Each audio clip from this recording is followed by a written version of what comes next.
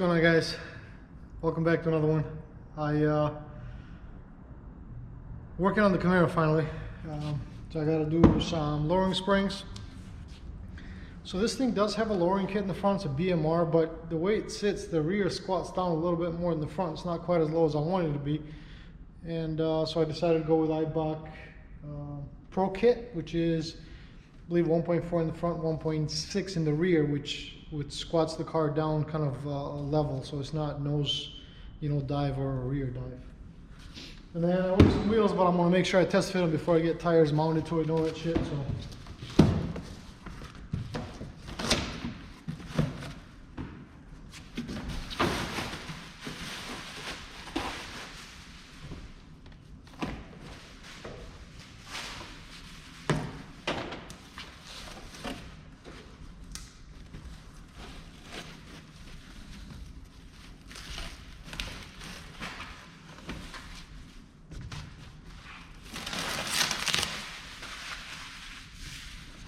So I went with these ZR1 C5 Corvette looking wheels, 17" by 11 in the rear and 17" by 9.5 in the front. The rear will be a 315 wide tire, and the front will be a 275. So obviously, black kind of goes with everything. I love the orange of the car, so I figured orange and black would look better, but I did want to get a machine lip just to have a little bit of a contrast. That's all. So I'm gonna start. Well, the car's already on the lift, but I'm gonna lift it up real quick. Start, popping off wheels and tires, or wheels, and then test fit these real quick, and then I'll get started on the lowering kit. But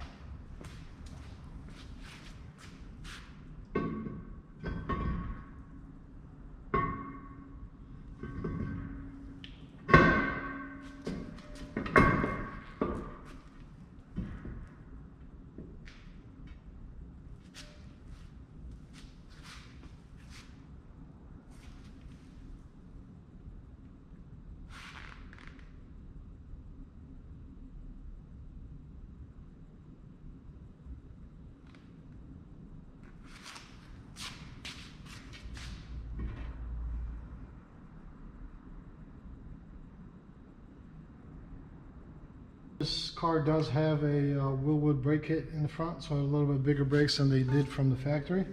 I just want to make sure it clears that. I mean, it should, but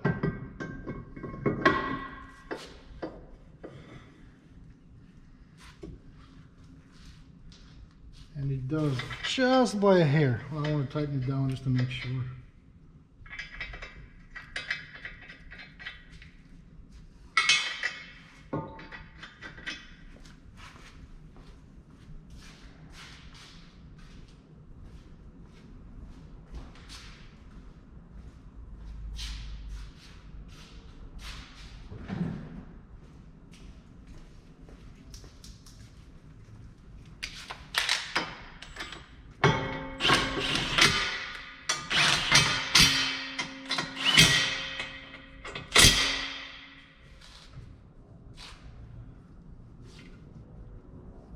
And nope, it does not clear.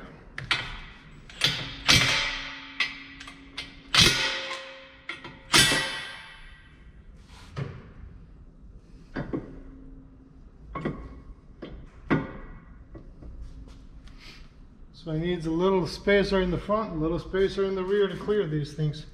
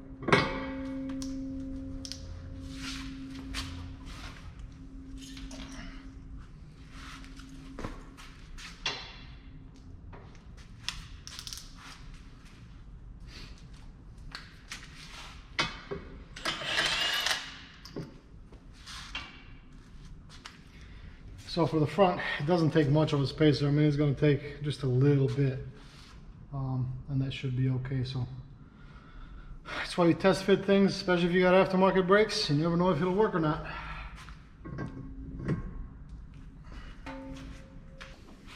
So the passenger side is actually pretty straightforward to get the strut off. The driver's side is a pain in the ass. Problem is, these bolts are what you need to actually drop it, and this one's not bad, but this one over here, it's right underneath the master cylinder and you can't really get to it. So all you got to do really is the two bolts for the master cylinder, or two nuts, are right here. Just take those out. You don't have to disconnect anything. You can still manipulate this out enough to get to it, then you can put it back right after that. If any of you have one of these cars and want to, you know, change the front struts or whatever, I figured I'd show you guys that. Just in case somebody sees it and goes, oh shit, that's a lot more work than I want to do. It's not. Like I said, you just pop that out real quick and then you can get to those Torx bolts to drop it. So the strut to come out, these Camaros, what they actually have is the strut assembly up here along with the tower. It's also the upper control arm bracket. So that cotter pin is to come out, both for the upper ball joints come out, and then this can be, you know, kind of moved. The strut's got two nuts and bolts from up underneath here that come out, and this will come out. But because this has a tubular aftermarket, you know, lower control arm and everything else, kind of be mindful when you get, you know, if you guys do yours, when you let this go, this will swing out. So just kind of be mindful of, you know, you got the ABS sensor wire, and then you also got the brake line. You don't want those to kind of be overextended or anything like that. You know, mess things up. So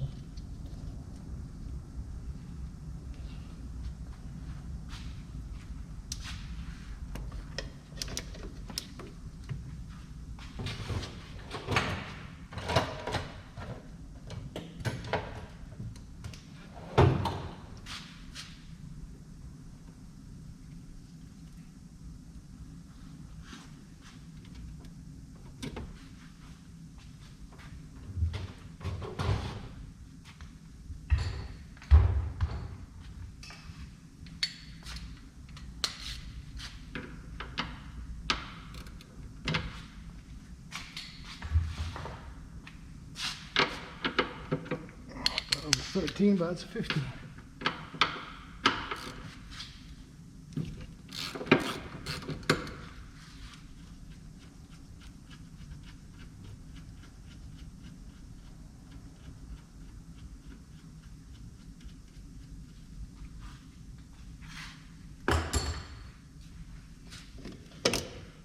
Now I typically leave some threads here,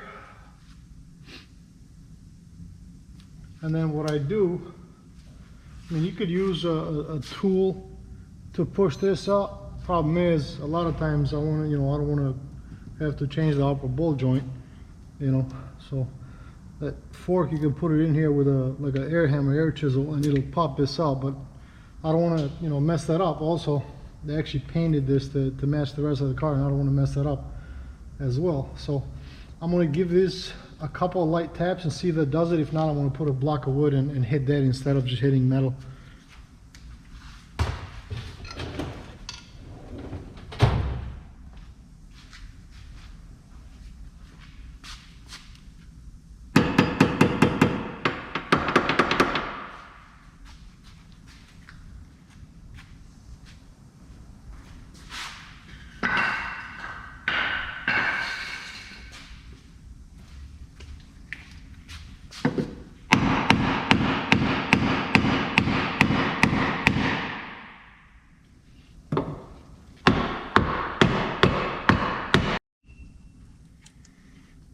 So that kind of did it, and let it go.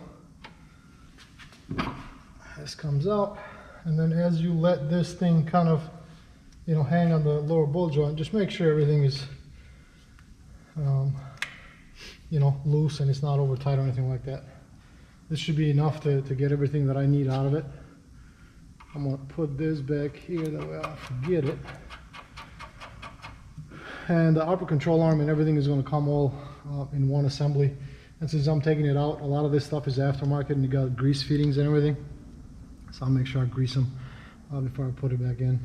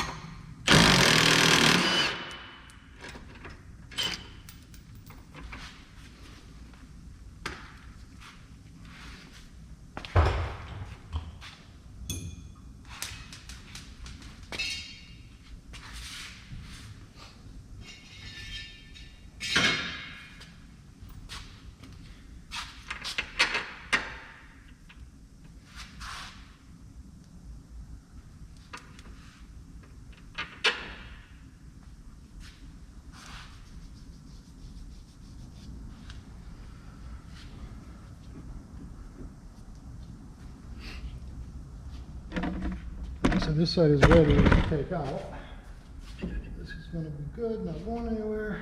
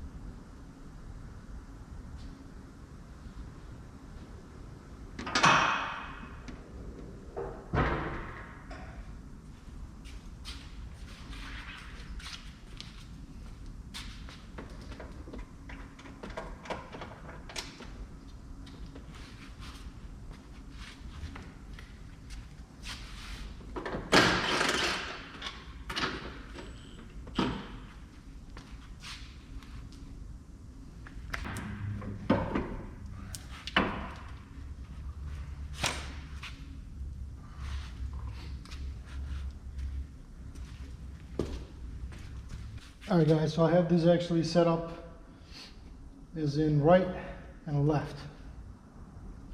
So just kind of keep an eye, you know, keep an eye on the orientation. So the two studs are this way.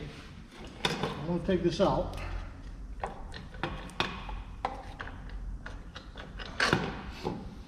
And then I'm just going to leave this aside just like that.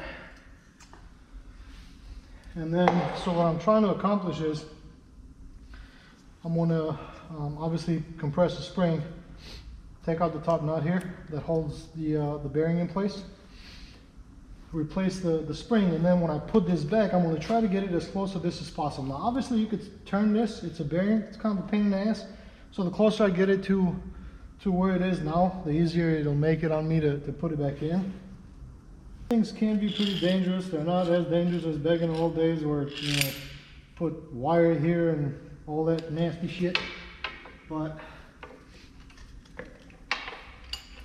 do take caution on these, you guys. You know, you don't want to hurt yourselves.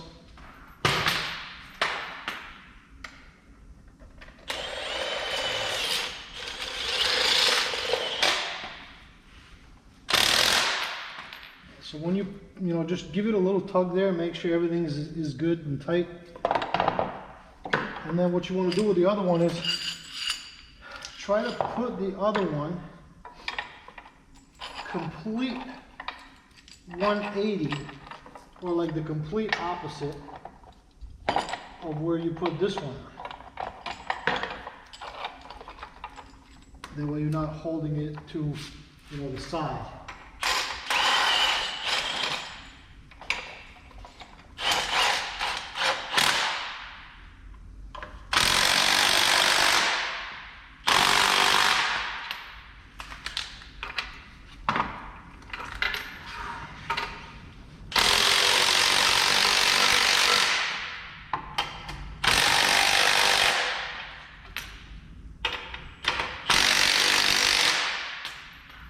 I can kind of see this moving and kind of lightening up here, so this should be good.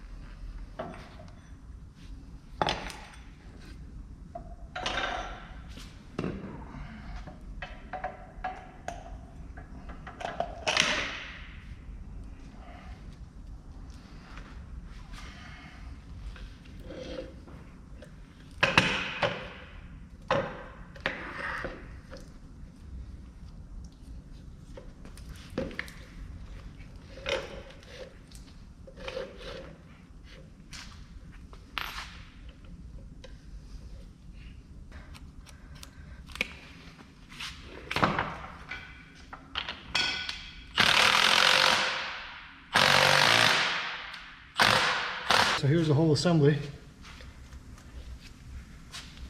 I have to be careful putting this in place here.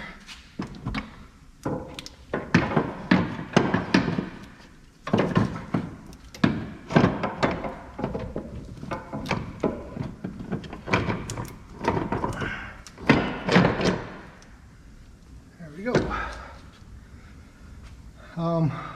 Just for the sake of hurrying it up, I'm gonna lay the other side on there real quick like I did this one, lower the car, and then I'll go back to just tightening everything.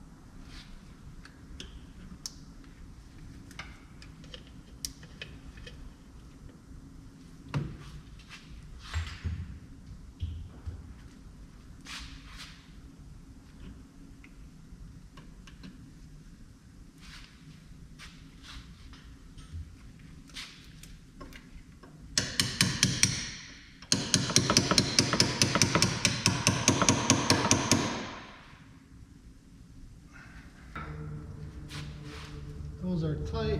That's tight. Cutter pins in. Top is tight. Sway bar link is tight. Tie rod didn't mess with. Sensors back on.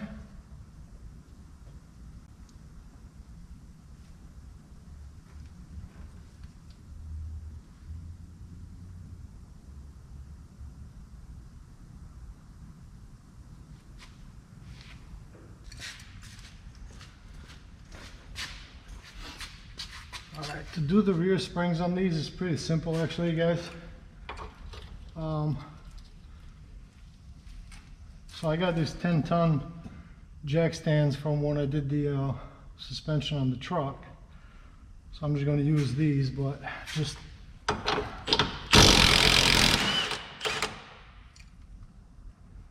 long as you have something to support the rear end. So I'm undoing the shocks on both sides.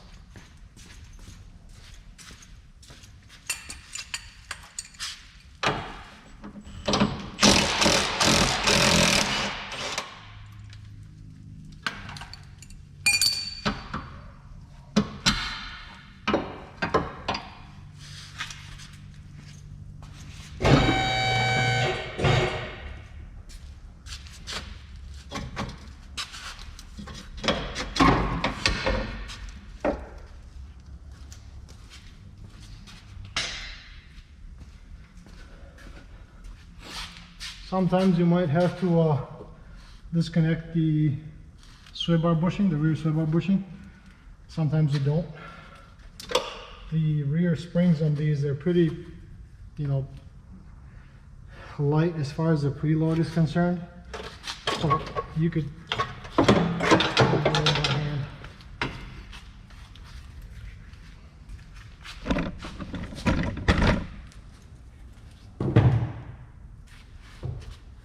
take this off, obviously just like the front, don't forget to transfer it on the other ones.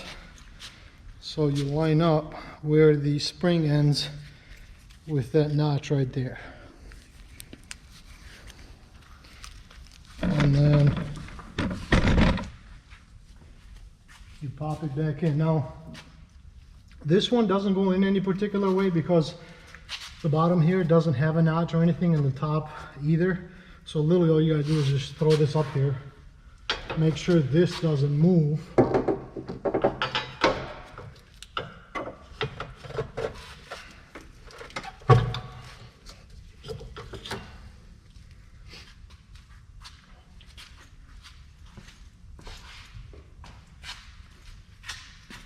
And then just get a light, kind of go over.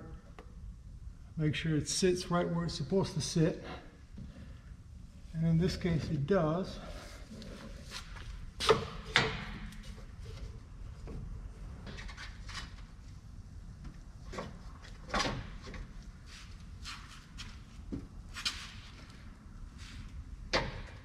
And now all you gotta do is just lower the car back into the jacks, put the shocks back on, and that's it.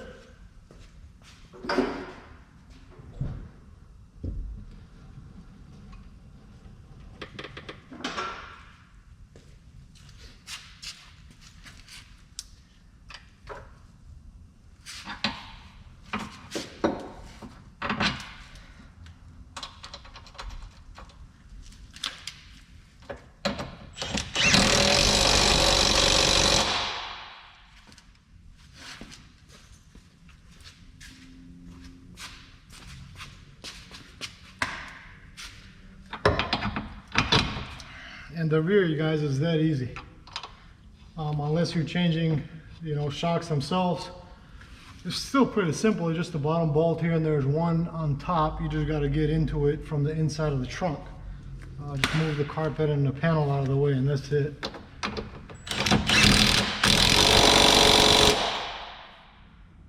That's that. All right, guys, so this thing's pretty clean underneath.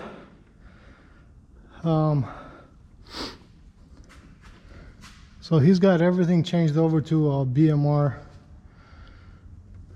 tubular The only thing he hasn't really done is subframe connectors for the front and rear, which I am going to do those. But it's got a full Bassani exhaust, headers. There's the Tremec 56 6-speed. Engine underneath, and the same thing with the front as far as the chassis is concerned. Alright guys, all done. So here's what we got. So as far as the engine is concerned on this thing, it is not stock. So this thing has a 402. It's an SLP short block with all forged internals, aluminum heads. It does have a mild cam. Not sure of the specs on the cam, but the gentleman that had it, you know, he's done a pretty damn good job of it, because this thing is clean.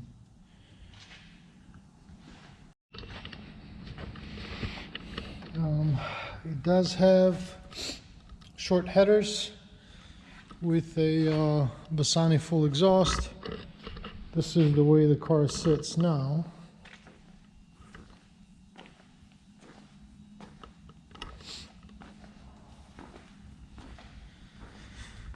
Now that exhaust configuration is going to be different. I'm going to get a center mount exhaust for the thing. I like that SLP exhaust.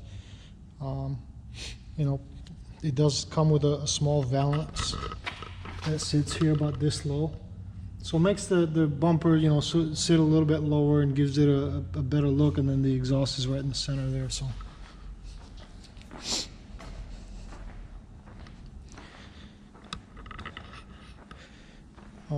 the front tires on this thing are pretty badly worn. I mean, I'm going to get new ones anyway because they're pretty old, to dry rotted as well, but the alignment has been quite a bit off on this thing. I don't know if the gentleman that had it didn't align it after he got a bunch of work done to it, or what happened, I don't know, but it's going to go in for an alignment before I put the other wheels and tires on and make sure everything's good. So